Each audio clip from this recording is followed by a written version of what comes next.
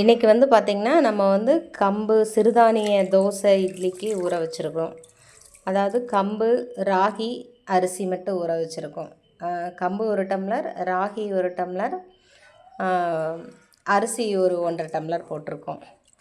உளுந்து வந்து பார்த்திங்கன்னா உளுந்து ஒரு 3/4 டம்ளர் உளுந்து, 1 ஸ்பூன் வெந்தயம் போட்டு ஊற வச்சுருக்குறோம். இதை வந்து நம்ம ஒரு 6 மணி நேரம் ஊற வச்சு எடுத்துக்கணுங்க. எடுத்துகிட்டு நம்ம வந்து ரெகுலராக வந்து பார்த்திங்கன்னா நம்ம டெய்லியுமே வந்து இது யூஸ் பண்ணவே மாட்டோம். சிறுதானிய வகை வந்து யூஸ் பண்ணவே மாட்டோம். டெய்லியும் நம்ம காலையிலையும் ஈவினிங்கும் இதில் வந்து நம்ம இட்லி தோசை சுட்டு சாப்பிட்றப்போ நம்மளோட உடம்புக்கு வந்து சிறுதானியங்கள் நிறையா சேரும். அதனால் வந்து நமக்கு சத்துக்கள் அதிகமாக கிடைக்குங்க. இப்போ நம்ம அந்த சிறுதானியம் எல்லாமே நம்ம இப்போ அரைச்சி எடுத்துட்டோம். மிக்சிலையும் போட்டுக்கலாம், கிரைண்டர்லேயும் போட்டு அரைச்சிக்கலாம். கொஞ்சம் கொஞ்சமாக மிக்சியில் 2 பிட்டாவும் போட்டுக்கலாம். கம்பு, ராகி இது எல்லாமே நம்ம இப்போ அரைச்சி எடுத்தாச்சுங்க.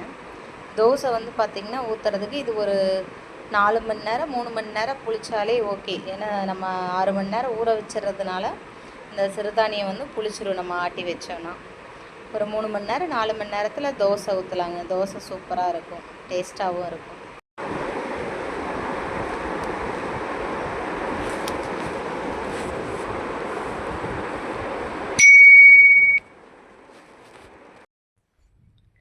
மாவு வந்து பார்த்திங்கன்னா இந்த மாதிரி சூப்பராக அப்படியே புளிச்சு வந்திருக்கும்.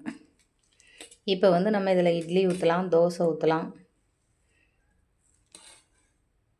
இப்படி நல்லா புளிச்சு வந்திருக்கணும்.